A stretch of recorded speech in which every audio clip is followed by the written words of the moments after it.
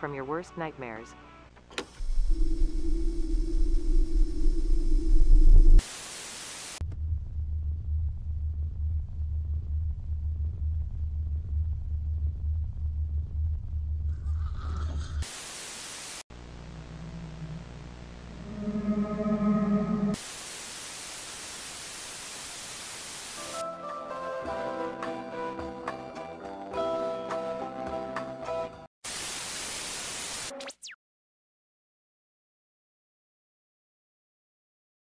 Analog horror stories and alternate reality games have become increasingly intriguing to me recently.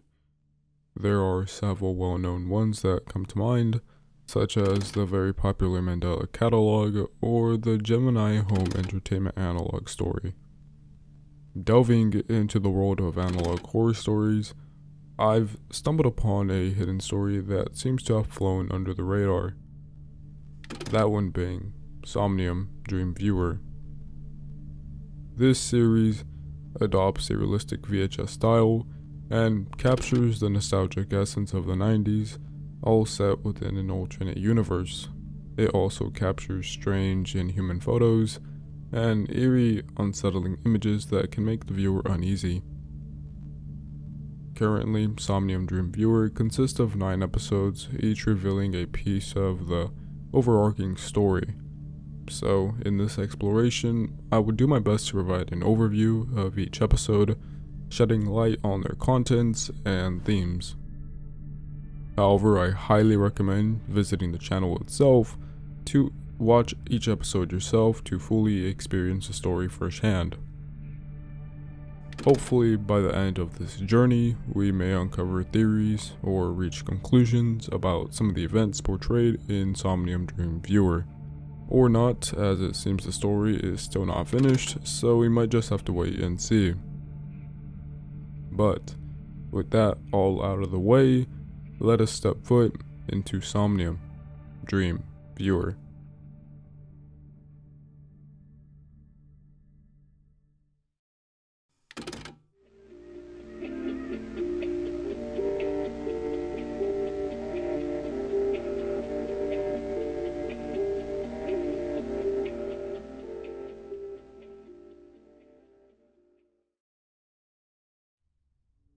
The first video starts off as a form of a product user guide, introducing us to the DreamViewer device.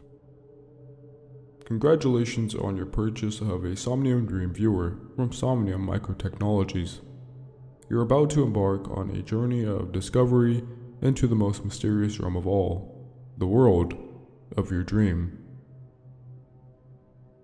It then fades out to answer some questions that some may have about the device. What is the Somnium DreamViewer?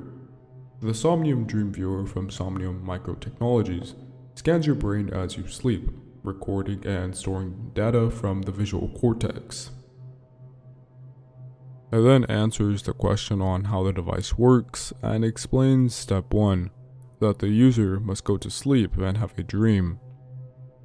But shortly after, the screen quickly changes and it exchanges the word dream to nightmare, as well as changing the moon to an eye, before quickly going away.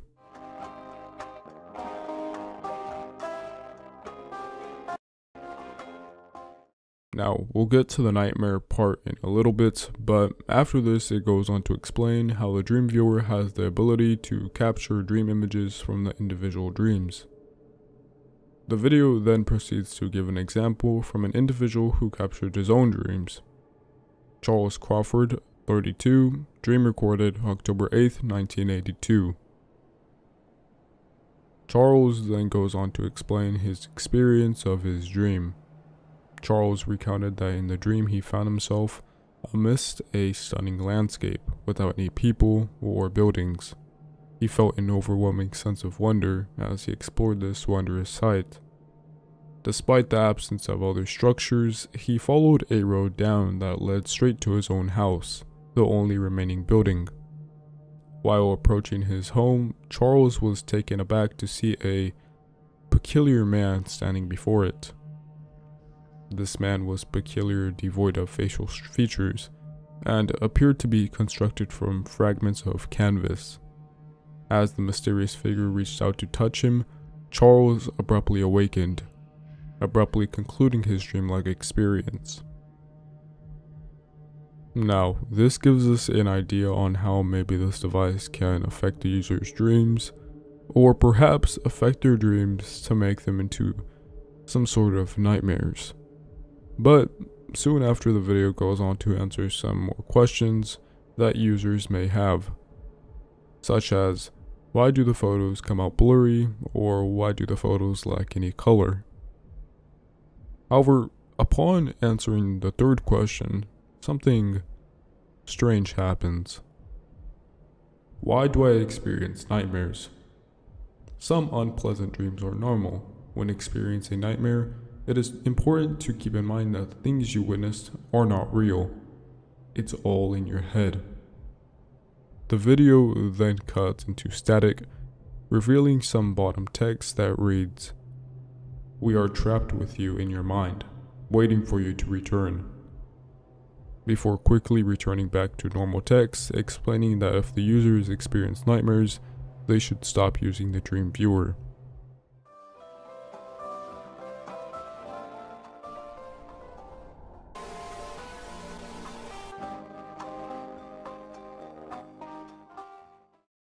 The video then ends by giving a phone number to users struggling with the DreamViewer and saying, "Thank you. This has been a presentation of Somnium Microtechnologies." So, we know a couple of things based on the first video. 1. We can make the assumption that this video and device were made in the 1980s or earlier, as we see that the individual had explained his experience with the device in 1982. 2. We know how the device works, the ability to capture images of an individual's dreams or perhaps nightmares. That is quite bizarre.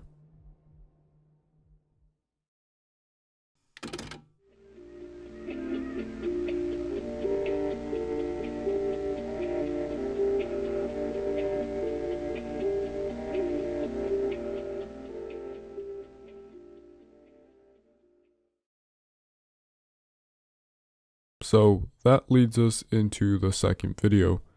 The video begins as a sort of commercial for a law firm advertisement, explaining how if an individual has experienced nightmares from using the DreamViewer, then they may be qualified for some financial compensation. Attention. If you or a loved one was diagnosed with sleep paralysis, night terrors, waking dream hallucinations, permanent nightmare syndrome, or any nightmare-related disorder, in conjunction with use of the Somnium DreamViewer or other Somnium Microtechnologies products, you may be entitled to financial compensation.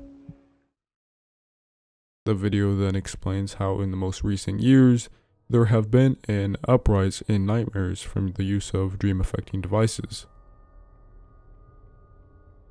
It then goes on to explain how Somnium Microtechnologies might have put users at risk of dreams resulting in fear, despair, and anxiety, and even panic. The commercial then urges you to call the telephone on the screen if you're having any of these issues, as well as recommends taking dream suppressant medication. Following this up with an image of a product called Easy Dose, explaining on the box that this medication can control nightmares for up to 48 hours. We are then brought with a sudden static cut with what appears to be the face of a woman, but shortly after, the face forms into a distorted inhuman face. Along next to it appears to be some flashing text that says, "Like lost dogs, they followed us home. Now the house is theirs. A house behind that will never be healed." The screen then proceeds to cut off in constant static, leaving nothing to be shown. This video is interesting. We know that it appears that the company Somnium Microtechnologies is getting sued, or at least getting accused, of purposely giving its DreamViewer users nightmares. We can also see that these dream affecting devices have been quite popular, as nightmares appear to be happening more frequently, and that leads me to another question. In this video, it mentions dream affecting devices, not the actual product. So we can maybe assume that there might be different companies that are making dream capturing devices, or maybe there are different versions of these dream affecting devices.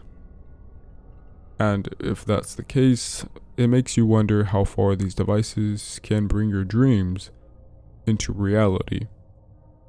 As for the final static messages, we don't really know what the creepy face is referring to, or we don't know if the commercial purposely put those messages there. Maybe the commercial was corrupted in some way with this supernatural entity.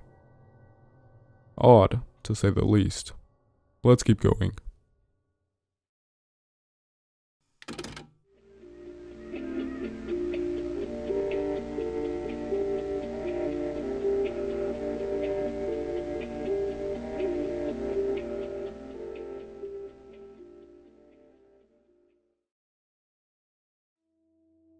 The video is brought by the creator of the DreamViewer device, Somnium Microtechnologies, introducing to the viewer common occurring locations they may encounter in their dreams. For as long as man has dreamt, he has asked himself, how do our dreams relate to waking life?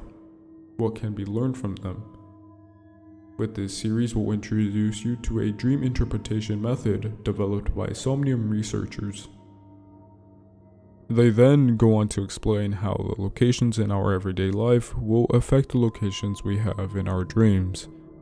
Beginning with Part 1, Common Real-World Locations. The first location being home. In all likelihood, you spend most of your time at home, so it's no wonder you dream about it too. Current and past domiciles are an extremely common location for dreams often, with part of them transported into stranger locales. Although the geometry may change, your home is always your home. Interesting. They then proceed to follow this up the sky and work, as they claim that in many users' dreams, they attempt to dream that they can fly, or as for work, they claim that problems can cross over to our unconscious dreams. Just remember, in a dream, you can always quit. Okay, I guess that makes sense. However, after this, something odd happens. The labyrinth? Feelings of guilt or doubt may lead you to the labyrinth. See the others trapped with you, marching towards the infinite center, running from their past towards an uncertain future. The labyrinth traps us all. You've been here before, and you'll be here again. At this point in time, uneasy music can be heard in the background. Soon we're presented with some strange text at the bottom, along with some non-confirming images. You are always here. Comforting others on the path is discouraged. The labyrinth exists within all. Forgetting is a quiet comfort. You will be watched from the above always. Time is a solid mass of iron. Your house is the center point. Place your palms to the cold metal. Sickness is your way of life. Rot in a dream of awakening. Cast your hot flesh into teeth of cold iron. You were always here. After this, it would present the final location, which would be school, and then thank the viewer for watching before cutting off and ending. Yet again, most of these videos were brought with some strange messaging. Besides the normal locations, I believe it's pretty clear that this video was meant to introduce the users to the labyrinth, claiming that if we've been there before, and if we haven't, then we'll be there again. We can't really make much of this though. Maybe the labyrinth is where users get trapped when they use their device. Perhaps they never wake up again and are constantly trapped within the labyrinth. Only one can guess.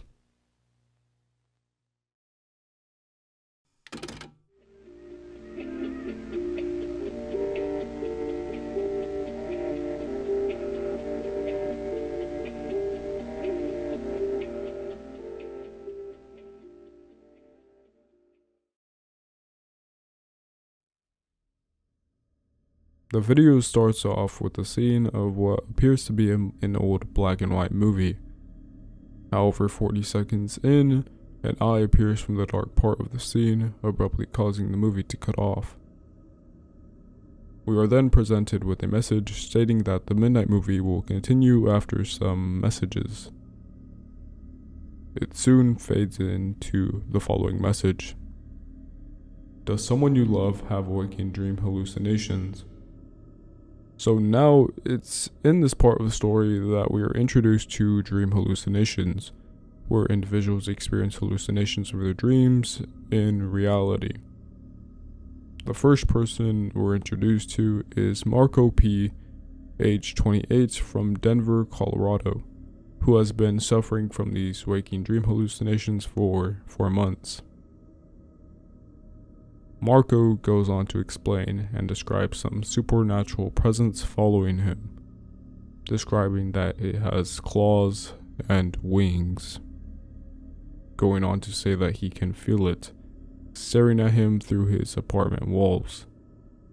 The next person introduced is Elena R., age 34, from Gainesville, Florida, who has been suffering from these hallucinations for 7 months.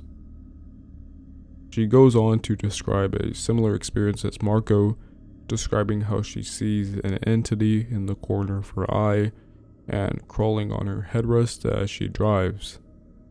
She also explains how she can hear slithering and scaly flesh while she's home. The last person introduced is Carol D., age 62, from Redding, California, who has been suffering for a whopping 20 months. The story from Carol, though, is far different from the other two, as she goes on to explain how her husband tries to convince her to open the door to her house when he goes out to go get groceries. However, Carol states that she knows that the person on the other side of the door isn't her husband, as she states he died a year previously.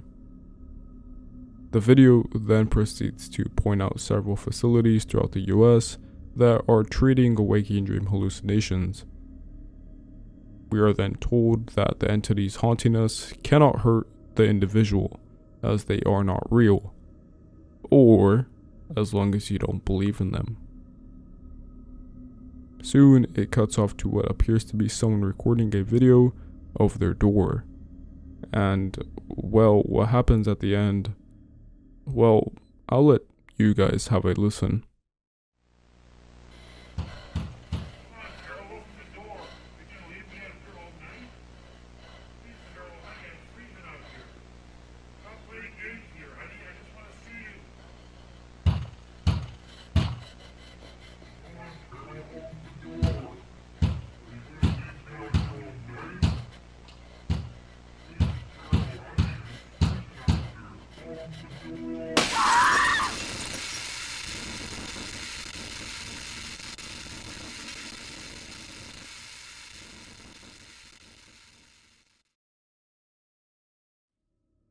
After that, the video would be concluded. I would like to point out that this is the first time that we are introduced to these so-called entities. The individuals in the videos each describe the entity in different ways, so perhaps that maybe these hallucinogenic entities are how the individual perceived them in their dreams, and maybe the entity followed them back into their own reality.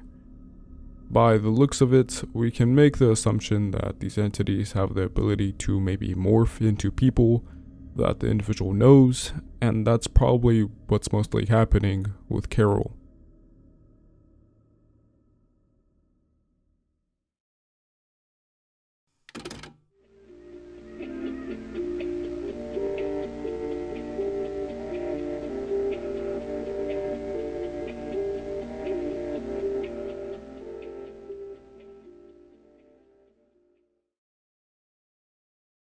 This video is the longest of all the videos, spanning close to the 10-minute mark, but there's a reason for that. The fifth video begins with a warning, saying that the current tape is FBMI property. FBMI is short for Federal Bureau of Metaphysical Intelligence. Something that I quickly want to point out is that under the logo of FBMI is a small text that reads, well, I can't pronounce that, but when translated to Google, it says that the text is Latin, and it reads, "To know time and space." Now, we don't know if this is a clue or hint for upcoming events, or if this is just what the FBMI prioritizes. But regardless, strange. We are then introduced to a man known as Cole Sharp, and the audio tape presented in the tape was recorded on September 13th, 1986. In this audio recording, Cole Sharp explains his experience with the DreamViewer device. This audio tape spans over for 9 minutes long. Now, for the sake of the video, I will attempt to condense and summarize the situation that Cole Sharp is going under. In the tape, Cole explains how he's a freelance programmer with a nocturnal lifestyle, and he has purchased a dream viewing device called the DreamViewer. Cole starts using the device to explore his dreams and achieve lucid dreaming. However, he begins to notice unsettling changes in his dreams. The dream worlds become increasingly reclusive, paranoid, and despondent, and he finds it impossible to achieve lucidity. However, one night, Cole has a dream where he encounters an old man in a cave and sees a mysterious black door. This door haunts his subsequent dreams, appearing as a dark and formless mass that fills his vision and mind, but he can never quite remember its exact details. Cole soon becomes consumed with fear and refuses to discuss this matter with anyone else. Later, Cole describes that he has another dream involving a city occupied by soldiers and a resisting group. Cole tries to escape, but he ends up on a roof, where once again, he is met with the mysterious black door that haunts him. But this time, Cole is drawn to it and enters, falling into a chaotic void and experiencing a fragmented, disorienting state of consciousness. Eventually, he snaps back into his body with a terrifying scream. Since then, Cole has been avoiding sleep, relying on caffeine pills to stay awake. He continues to see glimpses of the door, and it appears to be getting closer and closer to him. Feeling trapped and desperate, Cole believes that his only option is to end the torment, to go through the door one more final time, ending the audio off with, "I don't know what's going to happen. I think this is the only way to end this. I have to go through again. I have to go through."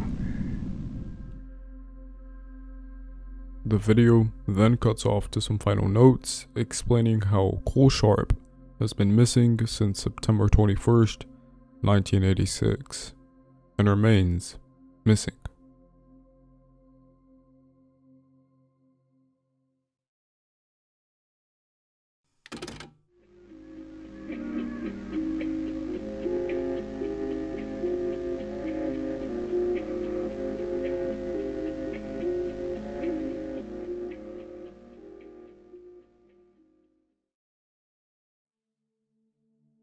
The video begins and is shown as an orientation video shown to newer employees that work at Somnium Microtechnologies. The introduction to this orientation is as typical as any other orientation video. The video explains that exploring our dreams is revolutionary and how new technological possibilities are opening themselves everywhere. And that will lead to Somnium Microtechnologies to take the world by storm with advanced dream research. However, upon hearing the audio, we then learn that the company was incorporated in 1981 and that the people behind all this dream technological advances is not actually Somnium Microtechnologies, but rather a different company known as 5 Laboratories, which was founded in 1975. Now, after the introduction of 5 Labs, something bizarre happens. The person narrating the video states that the company 5 Labs was founded by 4 individuals. However, the video proceeds to show its 4 members, but it appears that there are 5. However, his name is very cryptic and there is no photo like the rest of them. Maybe it's because of the quality of the video, but I was not able to identify the name for the 5th individual, and that's probably intended. A little later, it takes the viewer to Chapter 2, which explains the benefits of working at Somnium Microtechnologies, and how great it is for working for the company. It then goes over its 4 principles of safety, which, well, are very strange and unusual. Always keep the lights on. Stay with a buddy. Report everything to your FSO. FSO is short for Floor Safety Officer. And the last safety rule for some reason is don't show fear. It soon takes the viewer to Chapter 3 of the video, which in my opinion is the most strangest part of the orientation video. On your worksheet, select the image in each set that does not belong. In this last part of the video, it appears to be some type of assessment for the person getting hired. The video proceeds to flash some images of creatures and animals, and the viewer or new hire is supposed to choose the one that does not belong in each set. It all seems normal until it gets to set 3.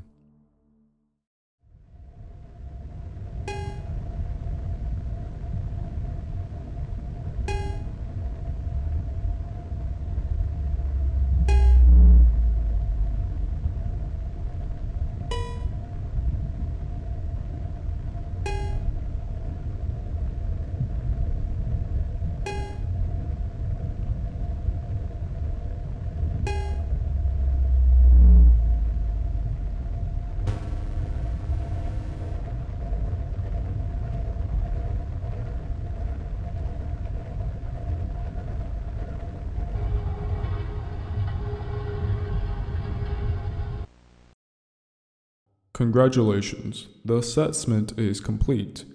Please submit your worksheet to your proctor. And that is the video. So what we saw with this video is perhaps an inside look on how workspace may be at the Somnium Microtechnologies. And due to some of the subliminal messages sprinkled in within the video, I can imagine that the employees have to deal with something paranormal at Somnium Microtechnologies. Or perhaps the employees know what's going on, and there's perhaps a deeper meaning to all of this.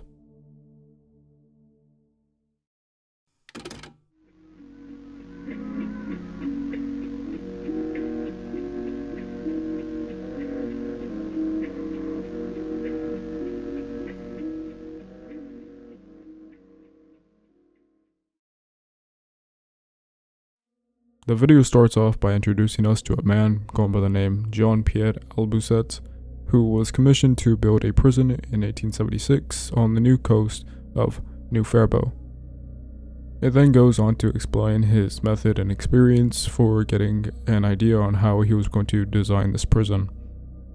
He would camp at the location that he was going to build it at to try to build a connection with the place, a place and prison that he would soon call Neznavca. After this short title card, it would go on to say that construction of this prison was completed in 1884 and would house 999 prisoners.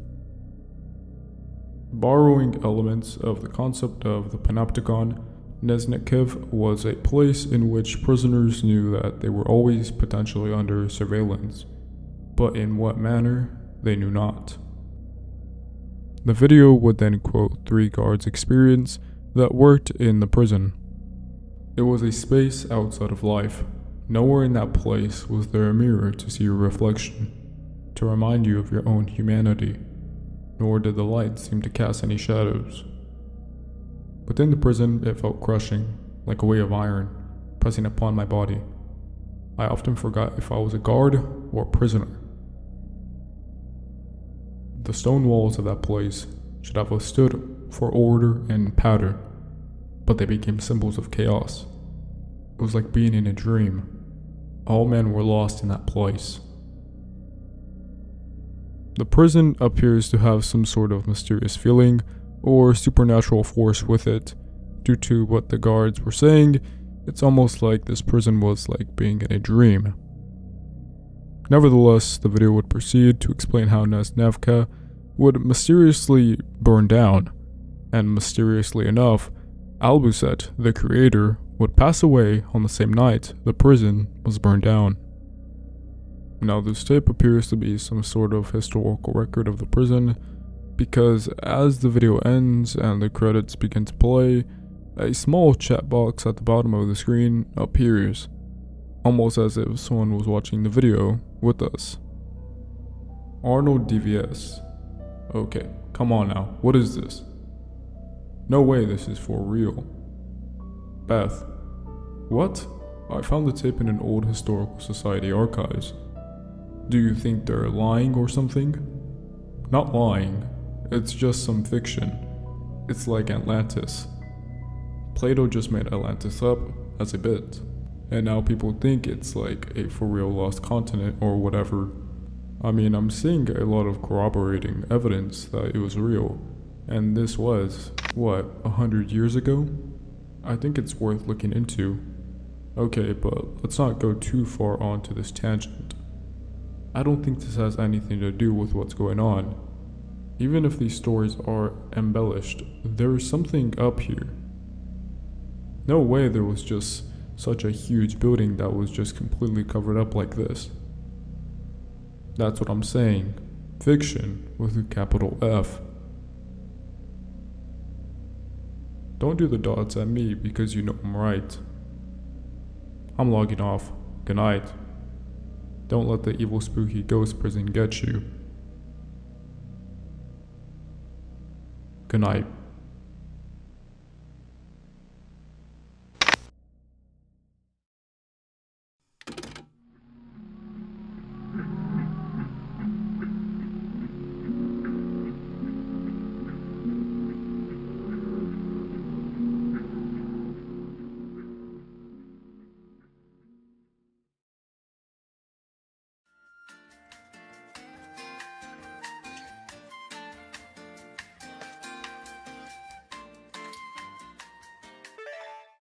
Just like the rest of the videos, it begins as sort of a VHS tape introduction. Real Conspiracies, Episode 4, The Death of Leonard Lang, by Arnold Enigma. Now, hold up 1 second there. That name seems familiar. Could this be the same Arnold that we saw in the chat room in the last video? Of course, not the same last name, but it could perhaps be an alias, but at the same time, why would he use the same first name? Just a thought. But this whole video goes into detail about the history of FBMI and Somnium Microtechnologies. We learned that FBMI was established in 1946, and that the FBMI's priority is to deal with paranormal threats, not with space and time like we previously thought. We are then introduced to some of the directors of the FBMI: William Reich, Jacob Kessel, Martin Webb, Flynn Fincher, Samuel Mann, and Leonard Lang. Subsequently, we learn that the FBMI gained interest in the study of dreams, so they began a collaboration with 5 Labs. This then led the FBMI and 5 Labs to merge and make a completely new company in the 1980s, known as Somnium Microtechnologies. As the story unfolded, the true orchestrator behind the dream-affecting devices was pretty much revealed, and it turned out to be none other than the FBMI themselves. So we know that the FBMI and 5 Labs are behind microtechnologies. However, there's a problem. Tensions begin to escalate between 5 Labs and the FBMI, leading the latter to resort to extreme measures. The FBMI relentlessly monitors and intimidates 5 Labs, driven by an insatiable desire to acquire their groundbreaking dream imaging technology, regardless of any cost. Moving forward a bit in time, a bizarre occurrence unfolds at Somnium Microtechnologies. We learn that 3 mysterious individuals, initially believed to be common burglars, were caught in the act at trying to rob Somnium Microtechnologies. But here's the catch: it didn't take long to discover that these 3 men were actually hired by the FBMI to carry out this operation. So it's safe to say that Somnium Microtechnologies and the FBMI have some serious tension among one another. However, shortly after the 3 men were arrested, they began to develop strange delusions and hallucinations, later explaining that there was a 4th person with them, but both Somnium and the FBMI deny the existence of a 4th burglar. Quickly after this strange revelation, both of the groups quickly covered up the incident, making it have little to no attention. But once again, another strange revelation would begin to emerge, when all the directors of the FBMI found themselves plagued by relentless nightmares, leading them to suspect the involvement of Somnium Microtechnologies. In an effort to get to the bottom of this unsettling phenomenon, Leonard Lang, one of the directors, arranged a meeting with a certain man going by the name Dr. Robert Fowler. This is the first time we hear of Dr. Fowler in the story, as Lang accused him of orchestrating the distressing nightmares that tormented the entire FBMI. Now, this accusation is very interesting because it's suggesting that Dr. Fowler was not just some ordinary doctor, but perhaps a specialist affiliated with Somnium Microtechnologies. Lang tells Fowler if the nightmares can be stopped, but to Lang's surprise, he gives no definitive answer to Lang and simply leaves the meeting, leading to the next day where Leonard Lang was found dead in his attic. Robert Fowler would soon deny ever meeting up with Leonard Lang. Soon the case was covered up by ruling it out by suicide, and the FBMI would simply back down from trying to scrutinize with Somnium Microtechnologies. The video would then end saying the following quote: "Spread the truth." At this time, this video revealed a lot of details about the FBMI and Somnium Microtechnologies. But before we go into some more theories and analyzing, there is still one more video left we must see.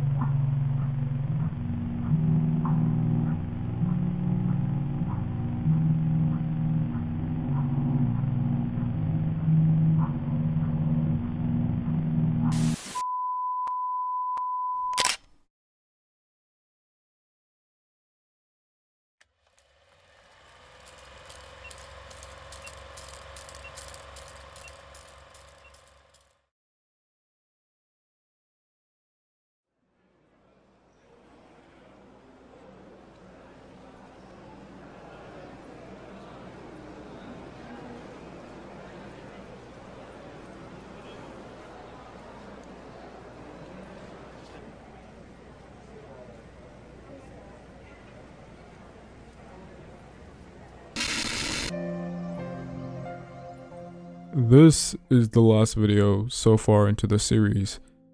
The video sounds exactly as how it's pretty much described in the description. It's about a presentation shown by a doctor known as Dr. Robert Fowler at a convention called Neurocon that took place in 1982. Now, of course you guessed it, it's pretty much the same doctor that denied meeting up with Leonard Lang, and ultimately being the main suspect of Lang's demise. But basically, the whole video is about a talk that Dr. Robert Fowler has, his main subject line being about non-invasive practical dream imaging. He discusses the significant neural activity during dreams and the generation of visual imagery. Robert highlights breakthroughs in dream imaging techniques, but emphasizes the need for a deeper understanding beyond current technologies. Somnium Microtechnology's goal is to explore the origins of dreams, delve into memories, and unravel mysteries. Their studies focus on dream synchronization, achieving remarkable results by amplifying shared neural wave vectors among test subjects. They acknowledge that the journey ahead remains uncertain, but they emphasize the human nature to pursue dreams, by concluding the presentation with, "As we continue upstream, where this river will take us, we do not know. But the current we are pushing against is one that we humans have pushed against for our entire existence. I know some detractors of our work have said that this pursuit is misguided, and there are some things that man was not meant to know. But is it not in the nature of man to follow his dreams?"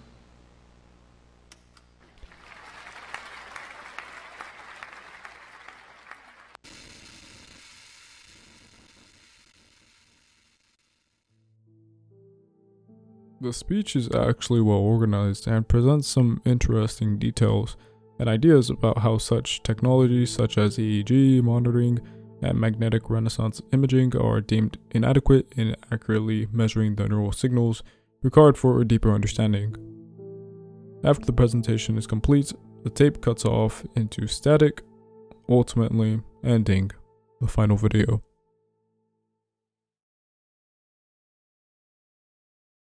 Before diving into my final remarks, I'm going to once again recommend you guys check out Somnium DreamViewer for yourself, and of course it will be in the description, as the series has very little recognition and is criminally underrated. I can't wait to see how the story unfolds, and see more episodes and clues come out in the future.